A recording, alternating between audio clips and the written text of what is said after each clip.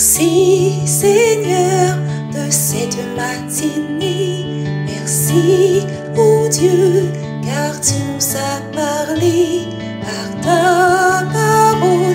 Tu veux tous nous guider. Merci, merci, merci. Viens dans nos cœurs, tu es notre bonheur. Reste dans nos cœurs, donne-nous ta douceur.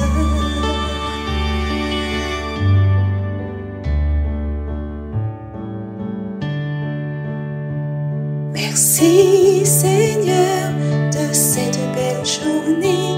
Merci Jésus pour ta fidélité.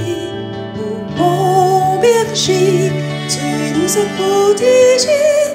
Merci, merci, merci. Viens dans nos cœurs, tu es notre bonheur. Reste dans nos cœurs, donne-nous ta douceur.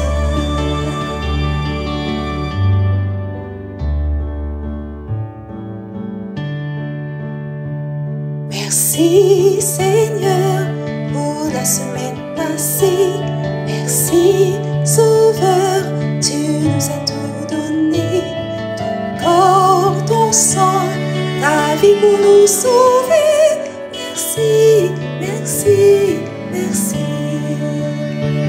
Viens dans nos cœurs, tu es notre bonheur. Reste dans nos cœurs, donne-nous ta douceur. Merci Seigneur de nous avoir créés. Merci, oh Dieu, car tu nous as comblés de tes merveilles, de toutes tes bontés. Merci, merci, merci. Viens dans nos cœurs, tu es notre bonheur. Reste dans nos cœurs, donne-nous ta douceur.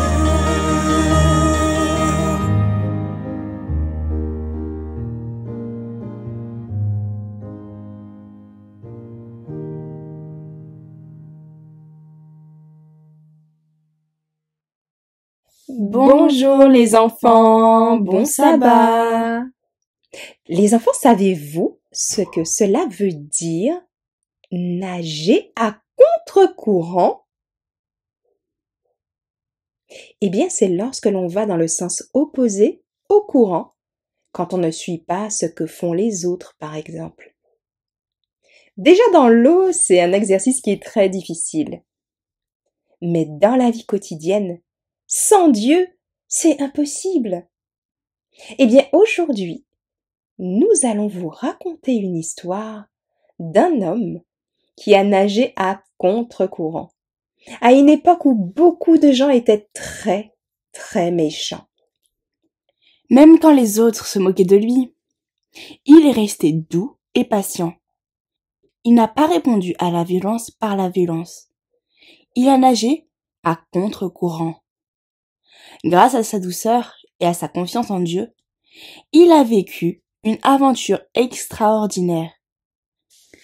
Vous allez découvrir comment il a sauvé sa famille et tous les animaux, en étant quasi seul à suivre les paroles de Dieu. Dieu regarde les hommes sur la terre avec tristesse. Le monde s'est empli de violence et de méchanceté. Les hommes ne pensent qu'à faire le mal et à se faire la guerre. Au début, Dieu avait créé Adam et Ève.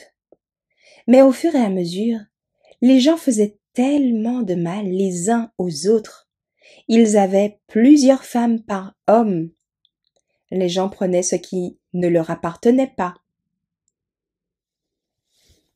Mais il y avait un homme juste qui marchait encore avec Dieu. Cet homme s'appelait Noé. Noé est différent des autres hommes. Lui n'aime pas faire le mal. Il est bon, doux et gentil avec tout le monde. Dieu a dit à Noé qu'il allait envoyer une grande pluie pour punir les hommes méchants. Et il demande à Noé de construire un grand bateau pour sauver les animaux et ceux qui lui seraient fidèles. Dieu a donné à Noé des instructions précises pour construire le bateau. Il devait être très grand pour tous les animaux. Noé a travaillé dur longtemps avec ses frères, son grand-père. La construction a duré 120 années. Beaucoup de gens ont écouté Noé parler du déluge. Ils ont dit qu'ils croiraient et seraient fidèles à Dieu. Mais en fait, ils n'ont pas changé leur comportement. Ils continuèrent à faire le mal. Noé et sa famille n'étaient pas les seuls qui craignaient Dieu et obéissaient à sa parole. Mais Noé était l'homme le plus saint et le plus pieux de toute la terre à ce moment-là. L'Éternel lui avait préservé la vie, afin qu'il exécute sa volonté en construisant l'arche et qu'il avertisse le monde du destin qui l'attendait. Mathusalem, le grand-père de Noé, vécut jusqu'à la dernière année qui précéda le déluge. D'autres personnes qui acceptèrent le message de Noé l'aidèrent à la construction de l'arche.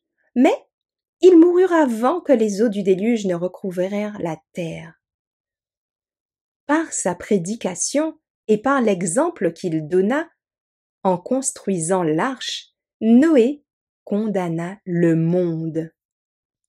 Pendant tout ce temps, Noé parlait, prêchait aux hommes et leur disait que Dieu allait envoyer la pluie. Mais les gens ne croyaient pas en Noé. Noé a continué à préparer son bateau, comme Dieu l'avait dit. Un jour, tous les animaux sont venus, par deux, et sont entrés dans le bateau. Les gens étaient surpris, mais sont restés méchants. Puis, le ciel est devenu noir. Une grande pluie a commencé à tomber. La pluie a alors commencé à tomber de plus en plus fort dehors. Les gens étaient devenus effrayés car l'eau montait partout. Les arbres, les maisons et tous les gros rochers flottaient dans l'eau déchaînée. Noé et sa famille ont regardé avec tristesse toutes ces personnes et ces animaux se noyer autour du bateau, sans pouvoir les aider. Seuls eux ont été épargnés par Dieu. La pluie est tombée pendant longtemps, 40 jours et 40 nuits. Et cette eau a tout inondé. Seuls Noé et sa famille et les animaux dans le bateau ont été sauvés. Dans le bateau, Noé, sa femme, ses fils et leurs femmes étaient en sécurité. Mais dehors, c'était le chaos. Les hommes et les animaux nageaient et hurlaient, car il n'y avait plus d'endroit sec. L'eau était partout sur la terre. Les méchants hommes qui s'étaient moqués de Noé comprenaient maintenant qu'il avait dit la vérité à propos du déluge. Mais il était trop tard. Ils tendaient leurs mains vers le bateau en criant de peur, mais la porte restait fermée. Noé a fait ce que Dieu avait demandé, même si les autres ne croyaient pas.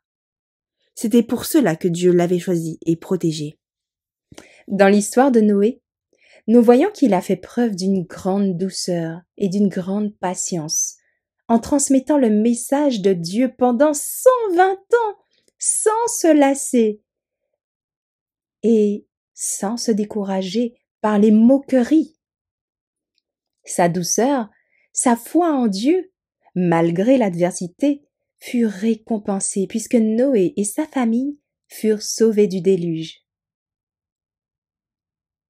Le verset d'1 Pierre 3 au verset 15 nous dit « Nous encourage à sanctifier dans nos cœurs le Christ le Seigneur, c'est-à-dire à rester ferme dans notre foi. » Mais Dieu nous dit aussi de toujours être prêt à défendre notre foi avec douceur et respect à ceux qui se questionnent sur notre espérance. La douceur est plus efficace que la violence pour témoigner de l'espérance que nous avons. C'est ce que Noé nous a montré dans son attitude et ce que conseille ce verset. Ainsi, l'histoire de Noé est un bel exemple de la manière dont nous pouvons rester fermes dans notre foi tout en faisant preuve de douceur, comme le recommande 1 Pierre 3, le verset 15. Et c'est cela qui plaît à Dieu. Retenons ce verset à mémoriser, les enfants.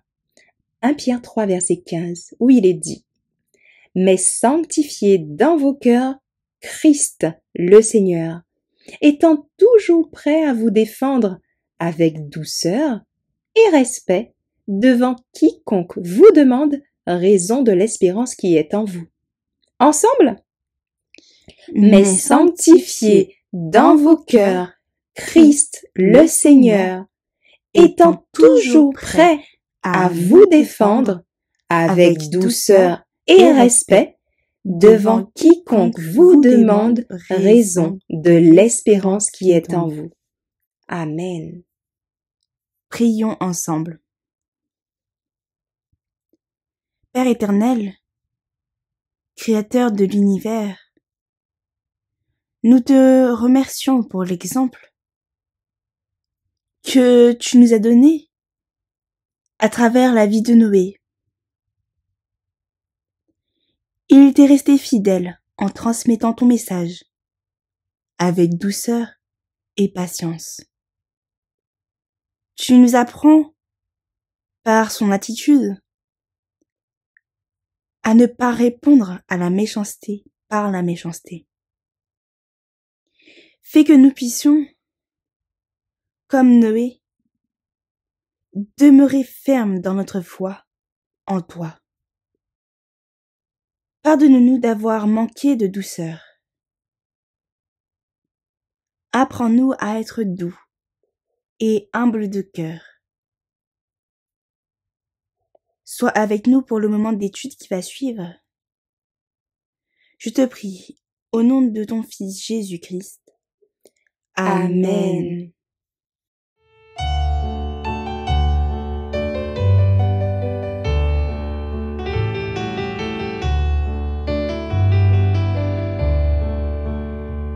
Merci Seigneur de cette matinée. Merci, oh Dieu, car tu nous as parlé par ta parole.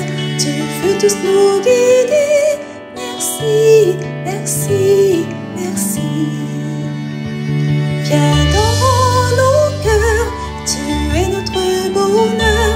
Reste dans nos cœurs, donne-nous ta douceur.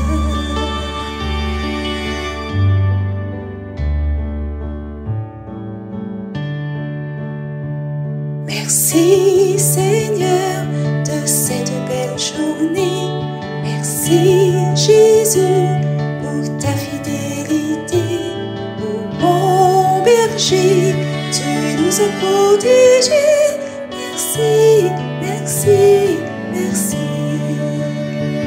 Viens dans nos cœurs, tu es notre bonheur. Reste dans nos cœurs, donne-nous ta douceur.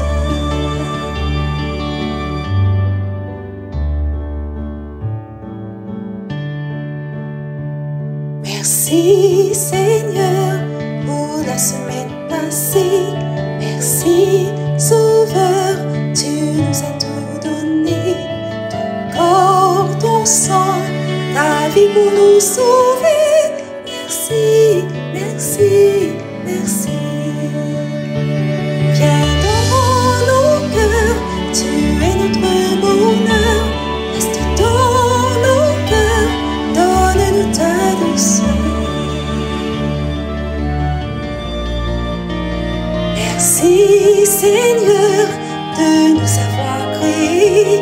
Merci, oh Dieu, car tu nous as comblés de tes merveilles, de toutes tes bontés. Merci, merci.